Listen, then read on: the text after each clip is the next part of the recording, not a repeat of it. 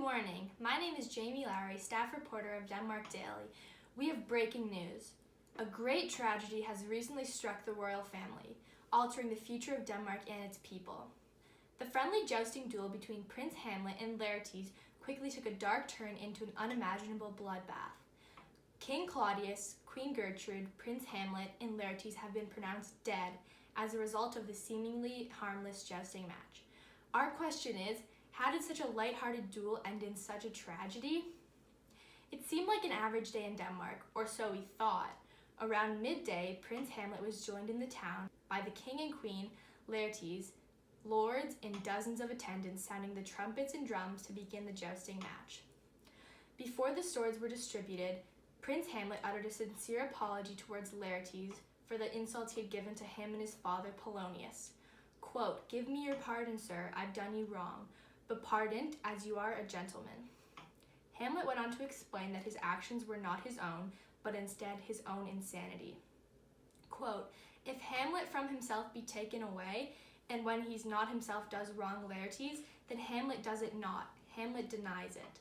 Who does it then? His madness, if it be so." Once the men were handed their swords, King Claudius laid down a few rules. He insisted that since Laertes is known to be the superior jester, the odds are in his favor, and he must outdo Hamlet by 3 strikes to be victorious. Claudius also suggested that they shall drink if Hamlet makes the first hit, but little did anyone know Claudius had dark intentions to poison Hamlet's drink. The joust started off as any other friendly joust would, but Hamlet shocked the crowd with his abilities and won the first 2 hits against Laertes. As per the king's request, he started drinking, but Hamlet refused the distraction, leaving the queen to take the drink for him. Quote, "The queen carouses to thy future, Hamlet. I will, my lord, I pray you, pardon me." Those marked the queen's final words before she consumed the drink, unaware of the poison the king had implanted. As the duel began to pick up, a commotion arose and Laertes struck Hamlet with his sword, injuring him. With one swift movement, Hamlet got a hold of Laertes' sword and wounded him back. A sudden hush fell over the crowd and the queen collapsed to the ground.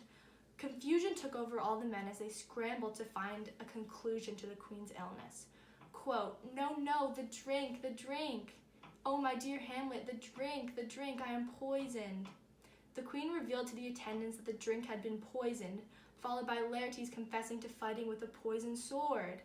Once Hamlet understood the game Claudius was playing, he stabbed him with the poisoned sword and forced him to drink the poisoned wine to put an end to the madness. While Hamlet was struggling to breathe, he spoke his last words to his loyal companion, Horatio. Horatio wanted to end his life and follow Hamlet to his deathbed, but Hamlet refused the gesture.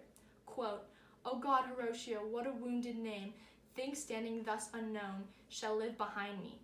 Absent thee from felicity for a while, and in this harsh world draw thy breath in pain to tell my story." Once Hamlet had passed, Horatio knew what needed to be done. He informed the crowd of Hamlet's story and his dying wish to give his vote to Fortinbras for the Danish crown. After the death of the previous evil ruler, Claudius, the future of Denmark is predicted to be in the trusted hands of Fortinbras. The future of Denmark can only go up from here. Thank you and good night.